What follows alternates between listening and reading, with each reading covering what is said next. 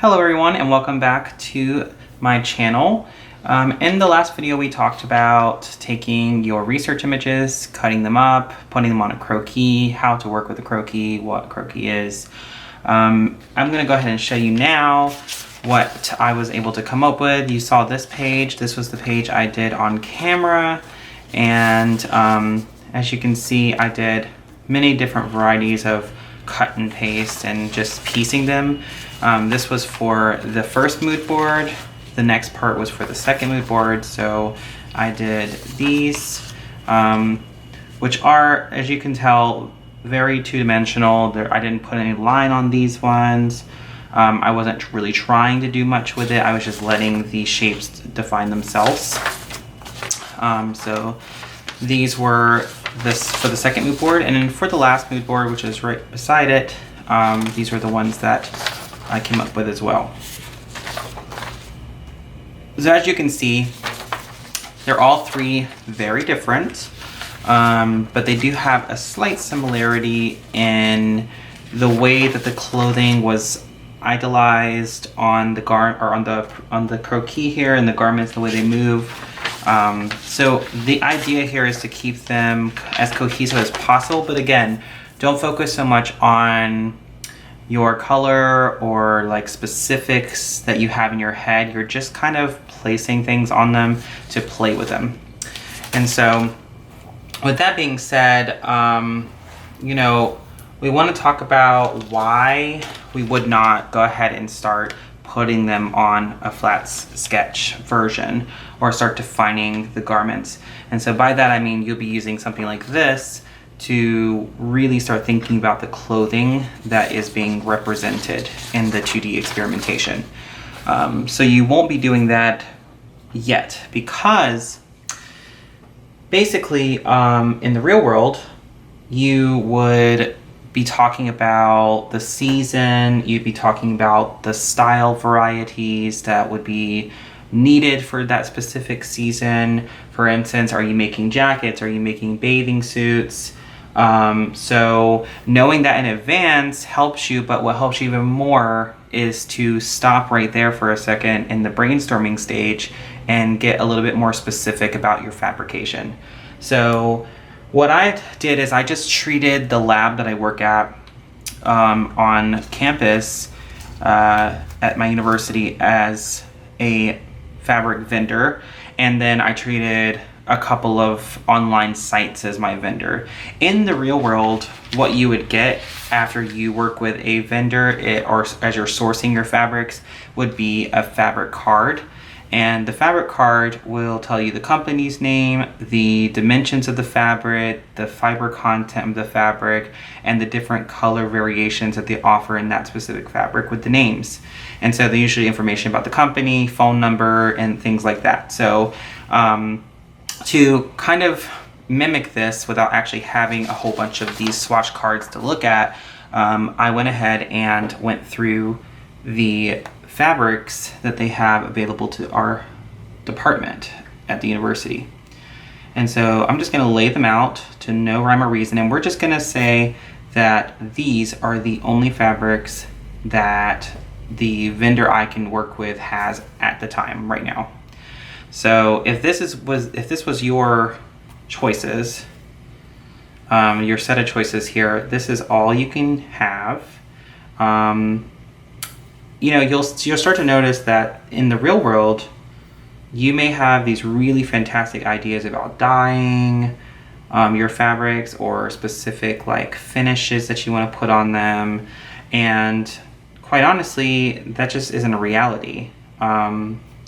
And it's because a lot of times there are yardage minimums, and so you have to meet those minimums, and sometimes their minimums are 100 yards of a certain fabric, and obviously we're not a major brand, so we wanted to start small. And since we're just trying to convey an idea, we're going to do that visually instead of actually working with those cards. But if you were in the real world, you would get these cards and you would order them and had to find out the logistics of them, and it would get really involved. So not having to do that right now is really kind of a good thing. So I did also go online, like I mentioned, and found some print off of like a spiked faux fur and this Aurora burnout velvet and this very contour line printed like cotton material. Obviously you could order these swatches from these companies, but that just takes so much time, and we're just trying to get the idea across. So these are also like individual vendors, if you will. So another thing that you want to consider when you're looking at these fabrics is how they respond or, you know, resonate with the entire set of brainstorming imagery that you've already created. So the colors may be a little bit different, or there might be deviations in the tonality or the vibrancy of the colors that you originally were intending to go with, but you can't control the fabrics unless you get special dyeing. And if you can't afford special dyeing, then you have to use what that specific vendor has. So looking at all this and what I've done, I'm now going to sort of kind of start thinking about how I will use these fabrics or what they're for. Okay, so the very first thing you want to do with your fabrics is identify which ones would be good for bottom weights and your dress weights, your t-shirt knits and things like that. So whatever you're trying to do, you want to kind of get a variety of weights first.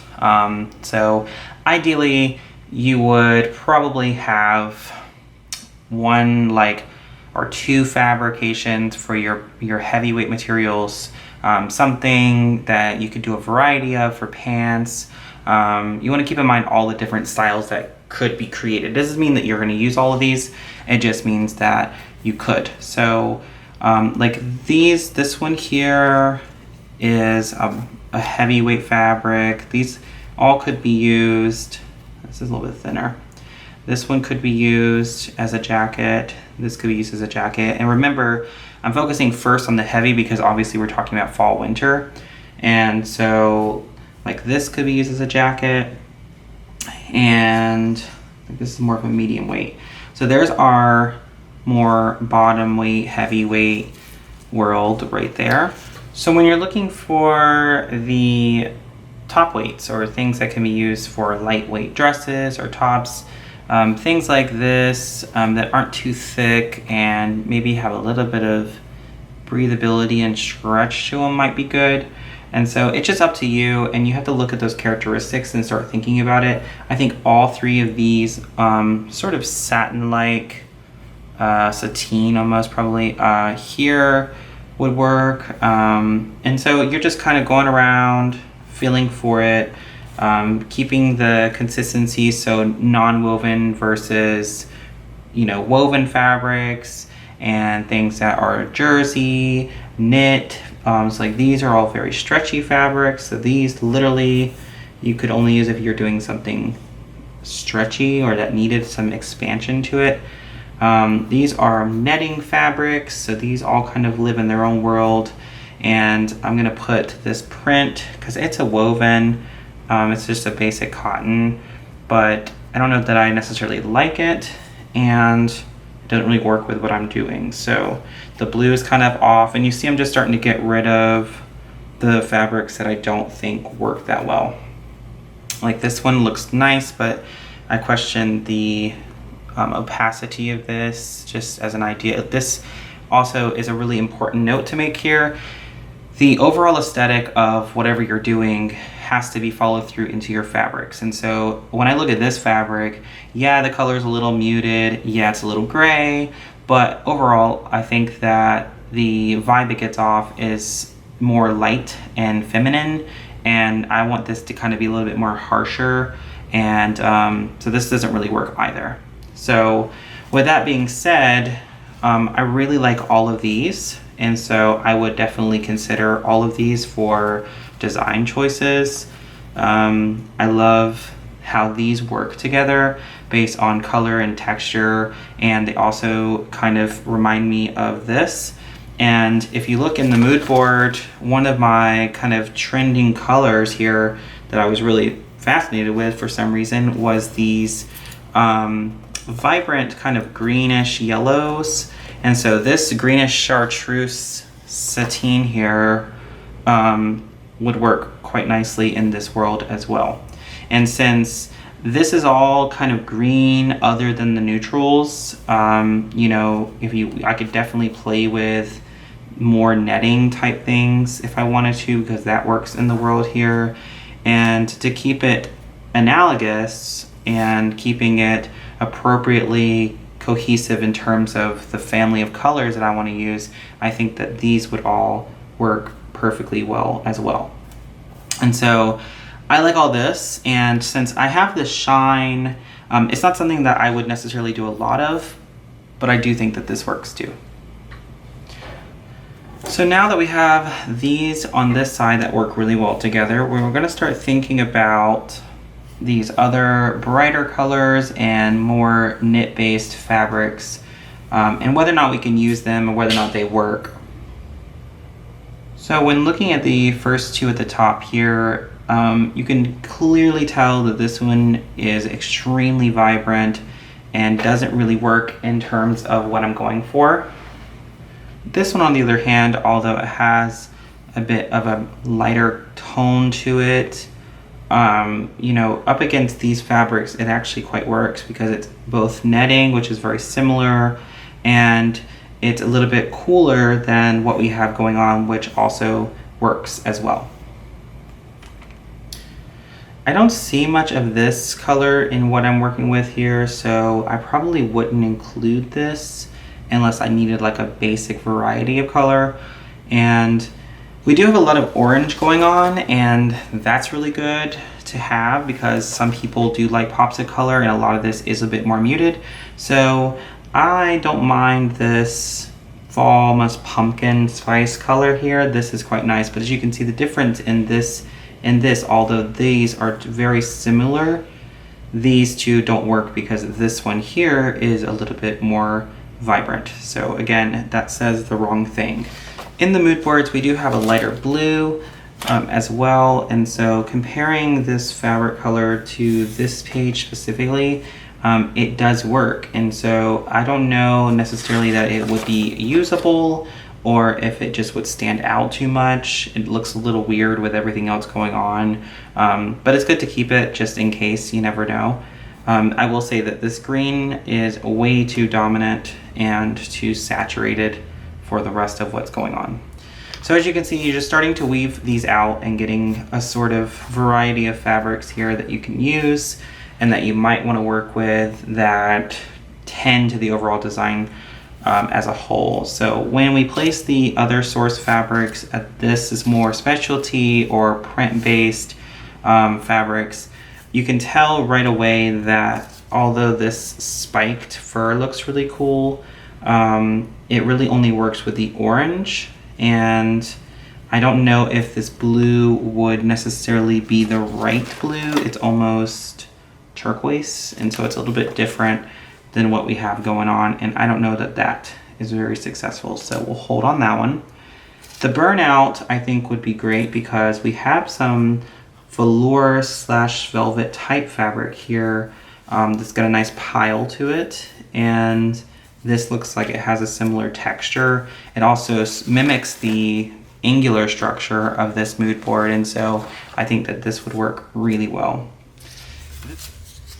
So when I selected this fabric, I was actually thinking more along the lines of the onion and the muscular system and the lines, but this is giving me more like tree bark or something, so it also doesn't work. So as you can see, it's actually not that difficult to start thinking about how your fabrics work together and what it is that you would want to do with them, and having a variety of options to choose from whenever you're designing the actual pieces that will be included in the collection.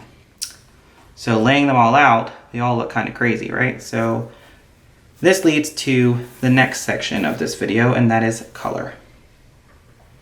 Okay, so once you have selected your fabrics that you think will work from your fabric supplier, your vendor, whoever, you may have looked at these, whatever it is, once you have that kind of figured out, you then will try to basically come up with a color arrangement that you can block out certain colors and find out what looks the best together.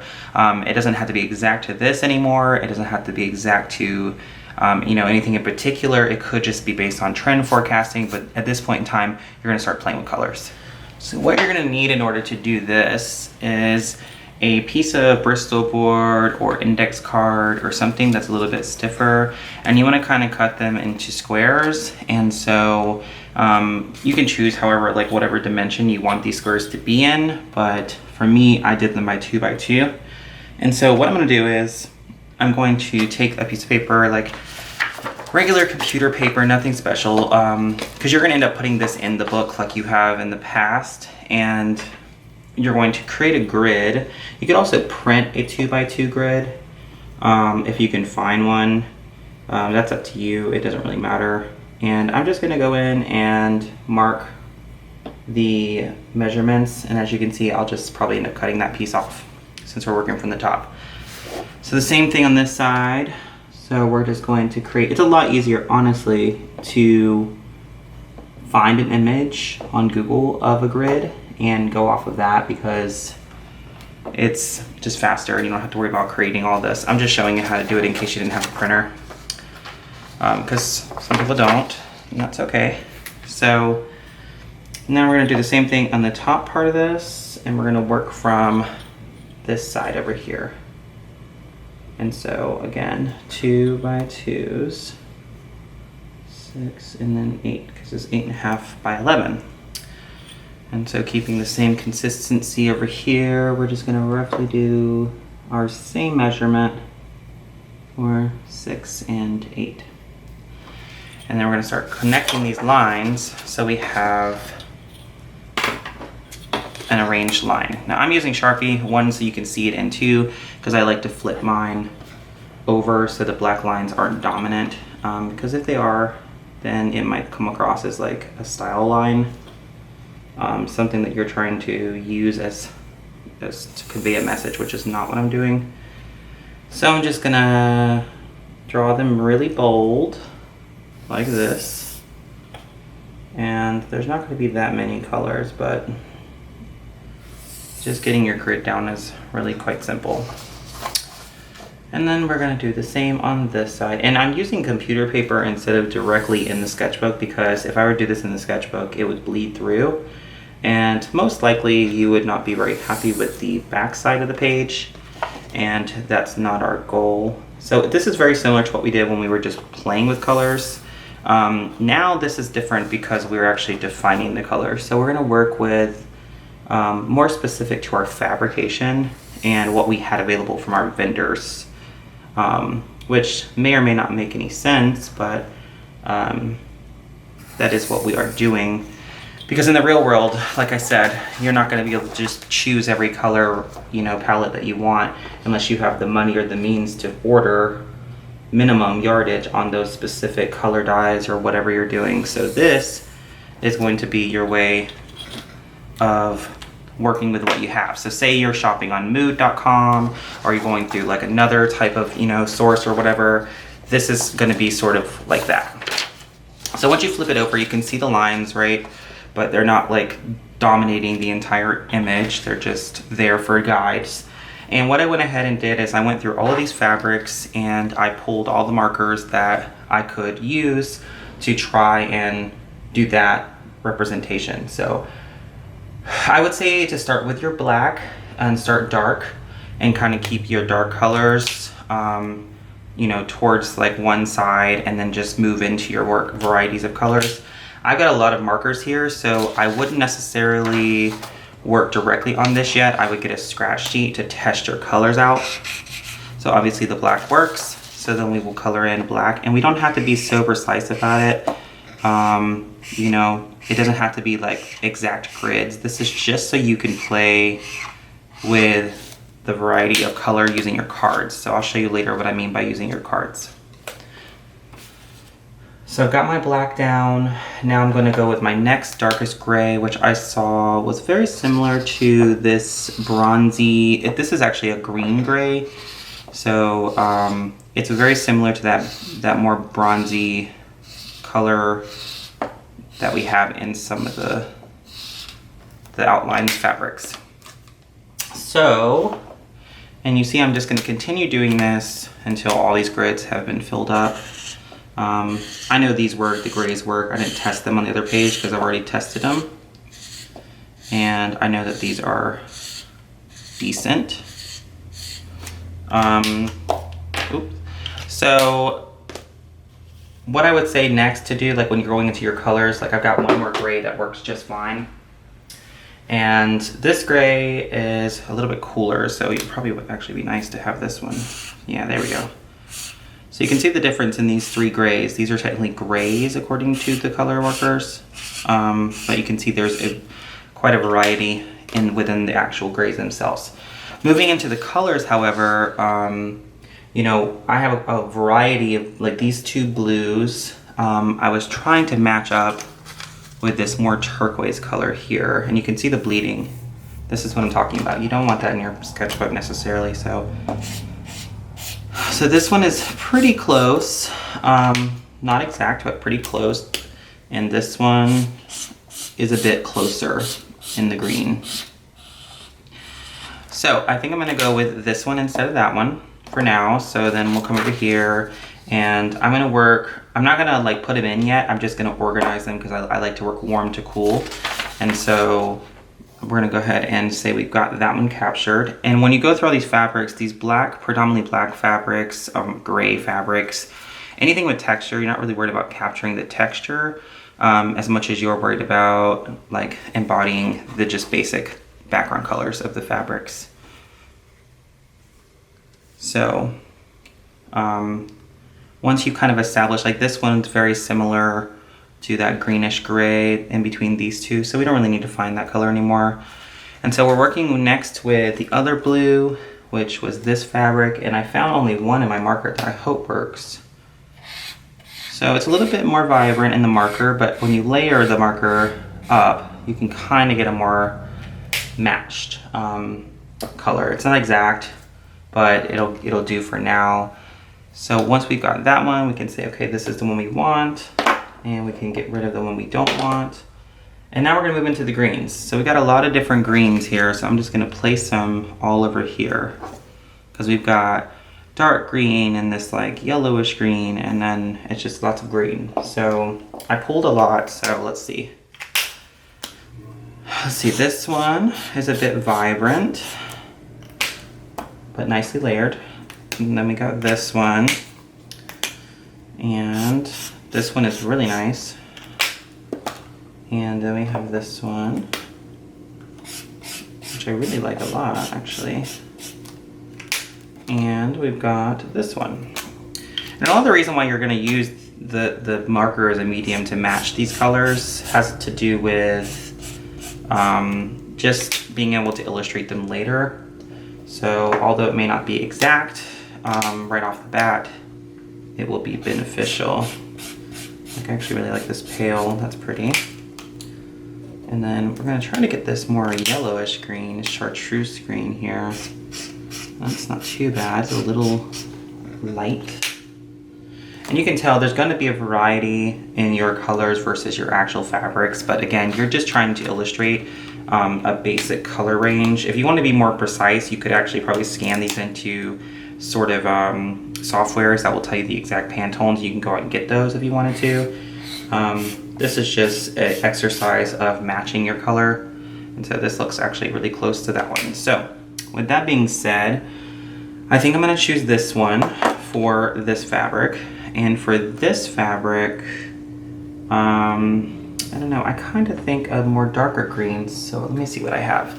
Because I don't think any of these are dark enough. So there's a forest, I've got a forest we can try. That's a bit darker, but it's almost blue. It's not quite it. So let's see what else we have. We've got a Viridian. The Viridian might be it. Let's test that one. Again, too blue. So as you can see, that's pretty much, I mean, the basics of what I have in terms of green. But see, this turquoise green is actually a better match for this one. And so this one I actually will use instead of one of those because those didn't work out. So we're gonna take this and set, actually I'm just gonna set it aside as the yes pile for this fabric. Now this lighter green looked quite nice with this, although it's not exact. I liked this one, but I also like this one, and maybe blended together. I think that these two, this bronze green and then this green pale color, these two work really nicely together. This one was too bright because it was too pastel. And so we've got this one, and then this one I think it probably could be this one, just a lot darker, see? So just using dark, like more of the actual ink to create that darkness. And so we've gathered those, and then for the last two fabrics, one is printed, remember, this burnout and then this jersey. This one's a lot more bolder, so I'm worried about that, but we're gonna just try it out and see what we can come up with. So that's like highlighter. That's extremely bold. So let's try one called Terracotta. You can see it's a little bit more bold. When you add it, it's a quite matte, quite close match here, right? So this one we'll keep. And then for this one, it's kind of it's more of a textural thing. But again, I think that this one works for both of those. So we're just gonna use one orange. And then we can move our fabrics out of the way and our tester cards, right? And now we're gonna go back to you, right here. And we're gonna pile these on here in order of darkness. So I'm gonna go in here and just apply this one, which was my dark green.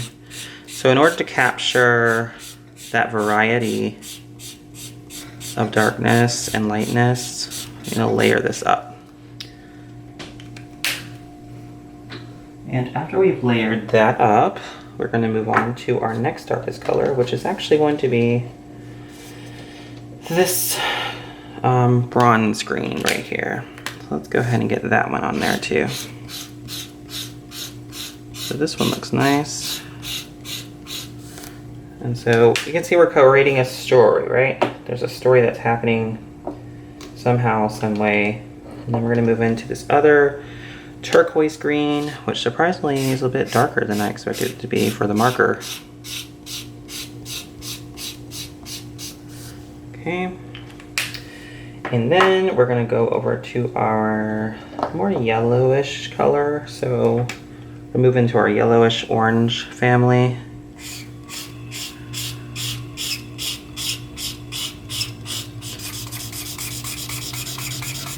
Okay. And then we're gonna move into this other greenish yellow. It's a little bit lighter, but I think it will work right here.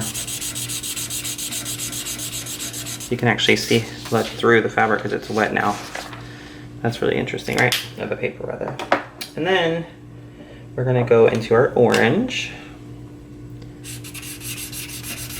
which we're gonna definitely need layered up.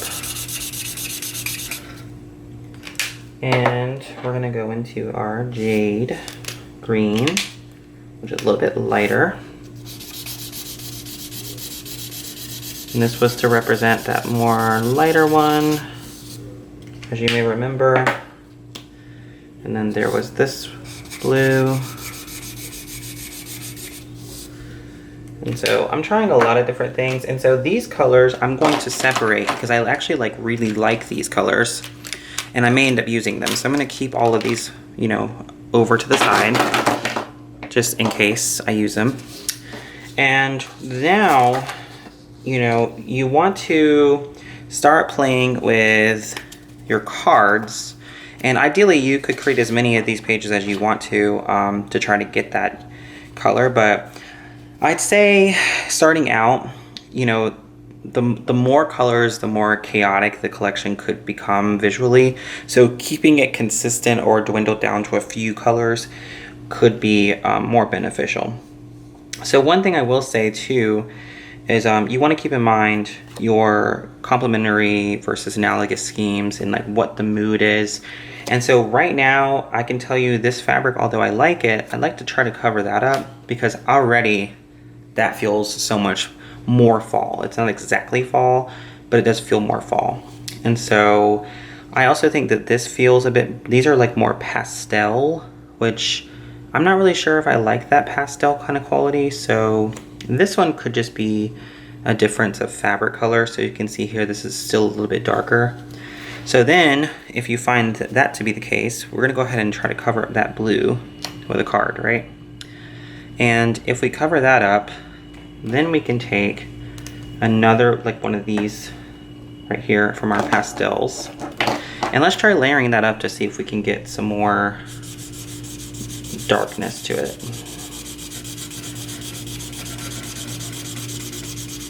Okay, so as you can see, it's just becoming a little bit more vibrant. It's not really getting darker.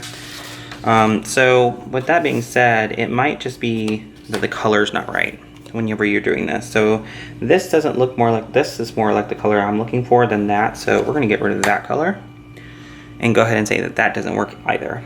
Now, I like this bluish, green, orange, yellow world here, and I think that all of this works really well. So, if you like this and you don't want to play with any other fabrics, or you don't have any more fabrics to play with, then you can actually glue these down. And we're going to take this and we are going to glue it down. And it's not really that difficult. There's no rocket science to it. You're just gluing a card. You also don't have to do this. You could just recreate another page and do all that, but I think this is a lot easier. And again, I'm showing you in a sort of faster version of how this works. It's not necessarily what you have to do. This is just what helps me think about the relationships of the colors without having to go back and forth between, you know, markers and papers and drawing and samples. This saves a lot of time when you do it like this. So as you can see, we're just going to layer these up. All right. So now I'm putting these over the ones that I didn't like so much. So once you have the colors that you don't like blocked out with your cards, you're going to go back in and find the fabrics that corresponded to those colors. And in this case, it was these lighter blues right here, and it was just a color that didn't match the fabric. So we're going to get rid of the blues and add those to the no piles. And so now we've got these textiles all left over that correspond to a color palette that I think actually works pretty well. I think it feels fall, and there's not too many pops of color, and you don't want too many because your neutrals will sell more than your colors in the real world. So keeping it more, you know, neutral actually might benefit you in the long run in terms of profit. So once you have all these fabrics laid out and you're looking at them in comparison to the colors that you've created, you want to start thinking about not necessarily how you'd use the fabrics right off the bat, but whether or not the different fabrics look good together visually. So these netting type, you know, fabrics look really nice together. And so you already can kind of group those. All of these green, shinier fabrics look really good together. This has a pile to it, so all of this looks good. And then you've got this sparkly thing going on with this metallic and silver, and then this is more of a pile fabric. So these all kind of correspond, but where you have to think about fabrics playing in together is their functionality. So this fabric is stretchier than these fabrics. These fabrics don't stretch very much at all. So it might be a nice additive to play with stretch fabric in the collection, considering it's fall and a lot of things like turtlenecks or sweaters are made with knit. So I actually like this fabric on its own as just an accent fabric. And then I'm just on the fence about these because I don't know how the relationship works with these four. I could argue that these work really well together because it's nice and festive and fall, and you can kind of get that feel of luxury and outerwear with these two. This definitely works with this, and this definitely works with the sparkles. So now we've got a grouping here.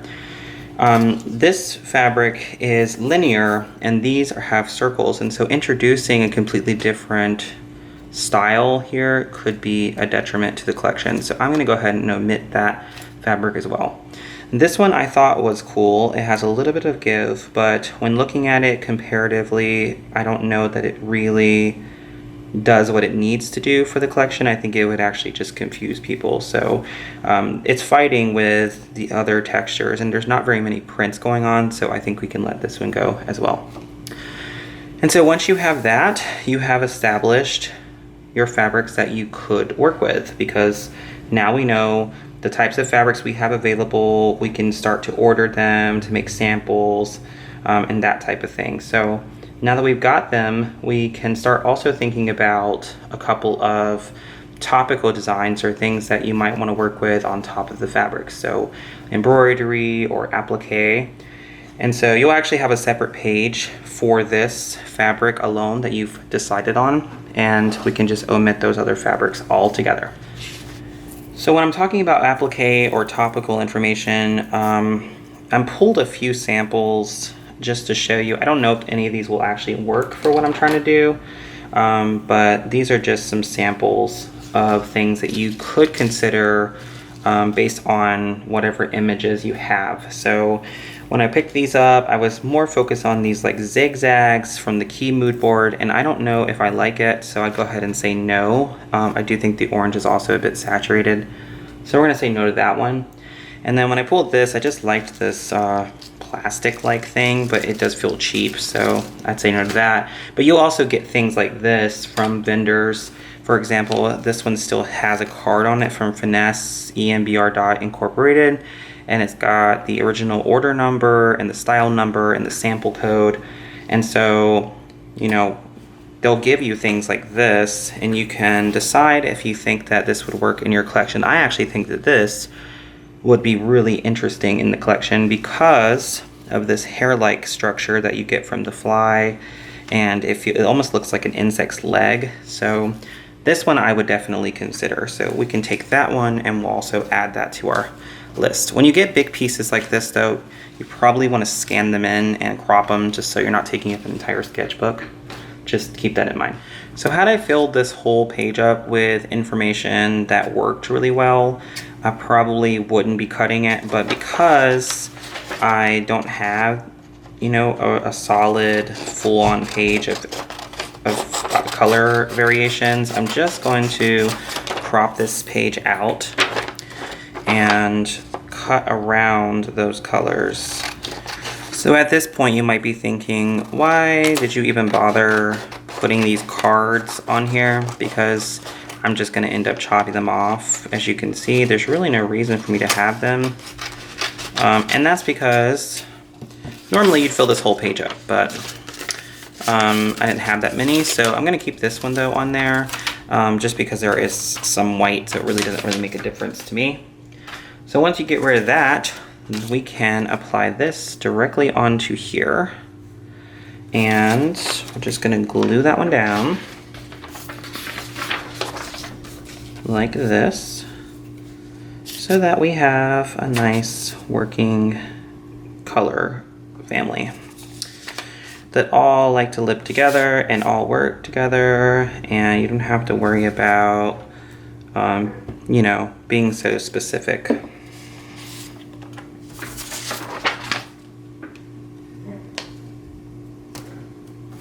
So I just put that down in the sketchbook to identify my color palette.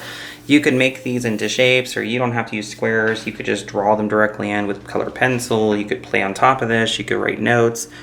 This is all about identifying a final color story, which I think that this works really well. There's not much going on, but the pop is nice. So now what you would do right here, if you filled the whole page of color, obviously you wouldn't have to do it right here, but you can just put your fabrication in here, and it is a great idea not to put, I mean, you can put actual fabrics, but for the actual thickness of your sketchbook or making it fit into the sketchbook, it may not be a great idea. So what I'm going to do is probably scan these in, since there are quite a few different fabrics, and I'm going to write some notes off to the side, just to let me know what I liked about them or what I imagined doing with them, or which ones represent what fabric. And then on the back side, I'll put that scanned image of my fabrics in color, so there's a scanned idea of what I was working with. Okay, so what I went ahead and did is placed the color cards and the story in here, and just made a couple of notes along the side to fill the page mostly, but if you were working with more colors, you probably wouldn't have that. You could write on top of the colors if you wanted to. I also went ahead and made a scan of my fabrics instead of having to like physically put them in here and then not having multiple swatches to work with whenever I'm drawing. And so since I have this and I have this, I have now identified a color story and I've identified the specific fabrics I'm going to use. I mentioned about the topical designs, and if you were to choose some, this would be a good page kind of apart from your fabrics to put those in. So since this is the one I chose, I'm going to scan this one and put it in here. And I also have a couple of like embroidery type pieces, or not embroidery, sorry, these like applique pieces, and these were just options that I could have used as well. But when I look at it as a grouping, the only one that I can actually see sort of being interesting is maybe this one, because it does feel nice with this. So between this and that, I think these could be cool add-ons, but these are a little bit too gaudy. So we can go ahead and take those samples out. So what I'll do is I will take scans of these two and place them in here as well. And then I will show you how you might want to use what you've already kind of gotten here along with your mood board to maybe create prints or textile designs as well. So let me go ahead and get this scanned and put in the sketchbook. I just scanned the appliques and I cut them out. It was scanned a little dark on this one, but that's okay. In the future, you probably want to make sure that it is a bit more, you know, transparent here, not so like completely dark and black. So with that said, it's fine. This one I actually was very happy with. It's a little bit blurry, but again, it gets the point across. You could always put it in your sketchbook physically if you needed to.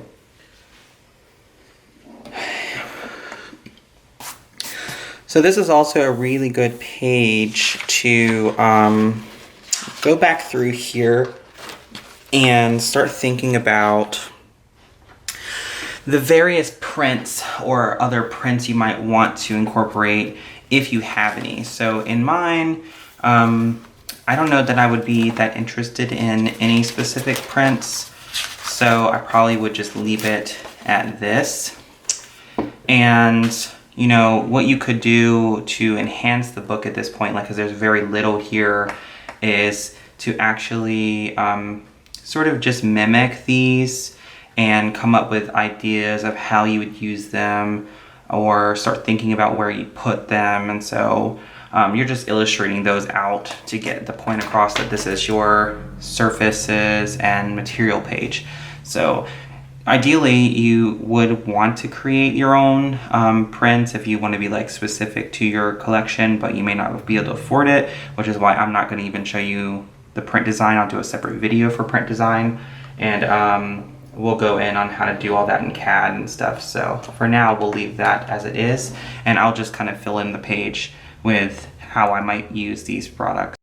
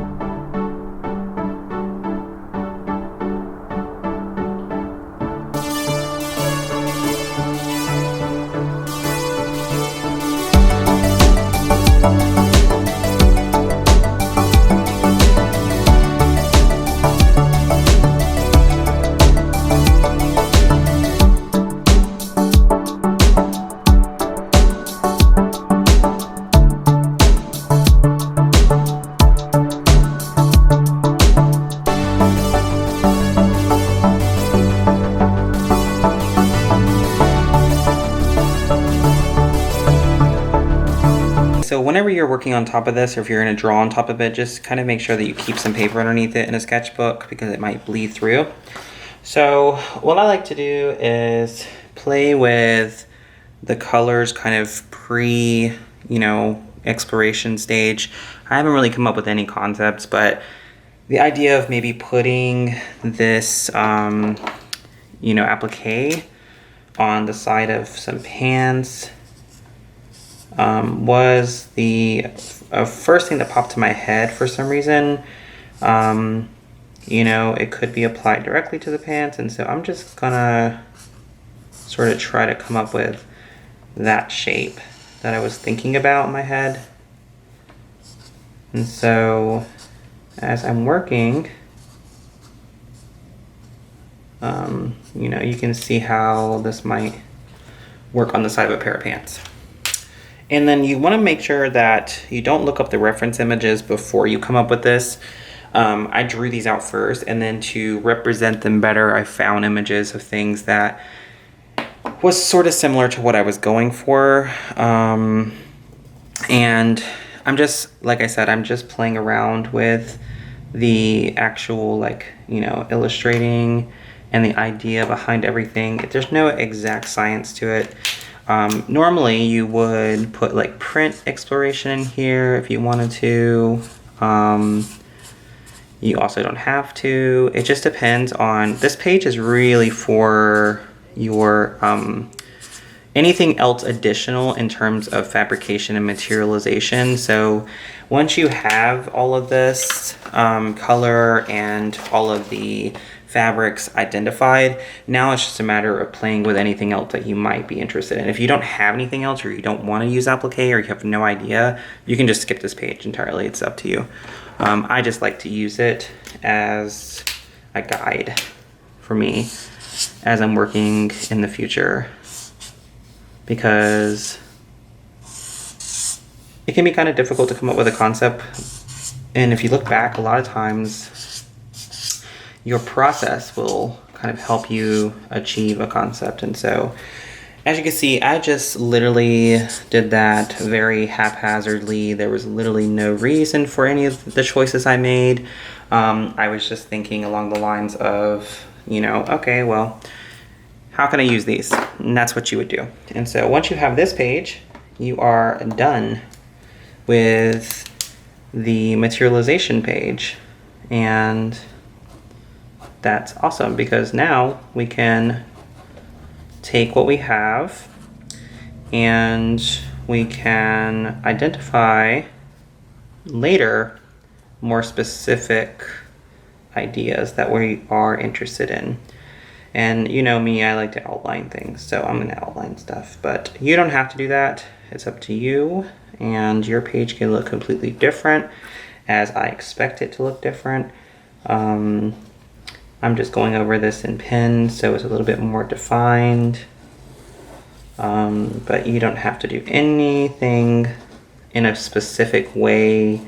It's just a matter of finding your own way about exploring. So yeah, once you've explored and you got a page that sort of looks like something like this, you have successfully completed a color page, and you've gotten your fabrics listed.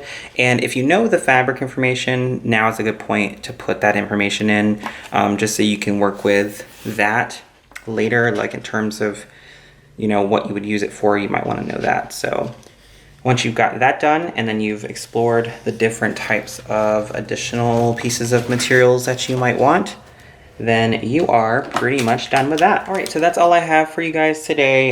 In the next video, we will be taking our 2D explorations that we created on our croquis, which are these. And we are going to use them to start to define more clothing-like items. And we won't be thinking necessarily about the collection yet, but we will be starting to take what we created to translate it into garments. So with that said, I will see you guys next time. If you enjoyed my video, please like it and subscribe, and I will see you guys next time. Bye.